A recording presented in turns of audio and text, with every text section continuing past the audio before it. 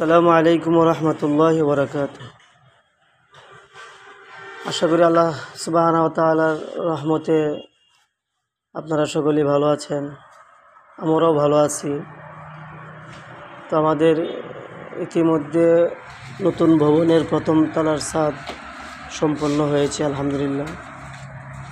তো আমাদের যে সমস্ত মাল উদ্বৃত্ত আছে সেগুলো একটু ভিডিওর মাধ্যমে দেখানোর চেষ্টা করব ইনশাআল্লাহ। উদ্বৃত্ত রডগুলো আমরা নুরানি ক্লাসরুমের মধ্যে হেফাজতের জন্য রাখা হয়েছে।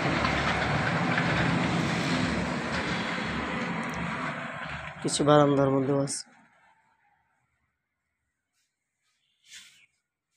এই পাশে টুকরা রডগুলো রাখা হয়েছে।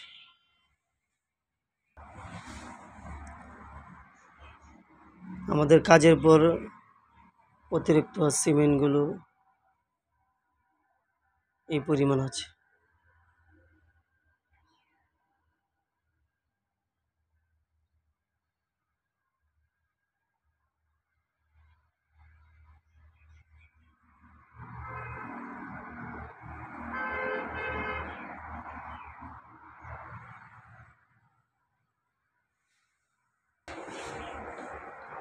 এখানে কিছু টুকরা রড রয়েছে।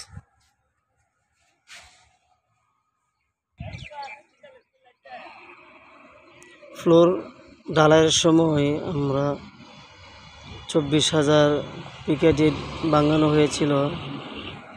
তারপর এখান থেকে ফ্লোর এবং সিঁড়ি একটা সিঁড়ি অংশ ঢালাই করা হয়েছিল। বাকি কংক্রিটগুলো এখানে আছে। 250 থেকে 300 ফিট কংক্রিট হতে পারে এখানে। ছাদ ঢালাইয়ের সময় 22,000 পিকেট ভাঙানো হয়েছে। ছাদ ঢালাইয়ের পরে এই কংক্রিটগুলো এই পরিমাণ আছে।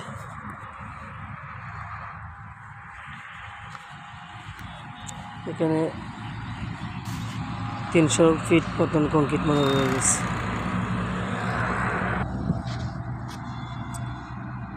এখানে চিকন প্লাস্টার বালিটা এই পরিমাণ আছে। 1500 ফিট প্লাস্টার বালি ক্রয় করা হয়েছিল। এখানে প্রায় অর্ধেকের চেয়ে আরও বেশি মতো আছে। এটা হলো সিলেকশন বালি। 1000 ফিট ক্রয় করা হয়েছিল। প্রায় এখানে 300 থেকে 350 ফিটের মতন বালি আছে। আপন ভাটার নাম্বার 8000 আমাদের কাছে মজুদ আছে। এখানে 2000, এখানে স্টিক 2000 ছিল। বাকি এখান থেকে আমাদের ছাদের বাঁশের নিচে ইটের সাপোর্ট দিয়েছে ঠিকাদার সহ। এই জন্য এখান থেকে ইটগুলো কম দেখা যাচ্ছে। বাইরে কিছু রড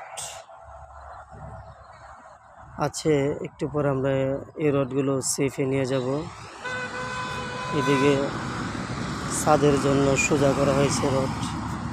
এই রডগুলো আমরা একটু পর নিয়ে যাচ্ছি রুমের ভিতরে বা বারান্দায় থাকবে। এখানেও 2000 করে 4000 ইট আছে। বাকি ইট বিল্ডিংয়ের খুঁটির নিচে দেওয়া হয়েছে। পরিশেষে বিল্ডিংয়ের সিঁড়ি এবং ছাদ দেখানোর চেষ্টা করব। এটা হলো আমাদের সিঁড়ির প্রথম অংশ নিচ থেকে ওঠার। এটা হলো দ্বিতীয় অংশ।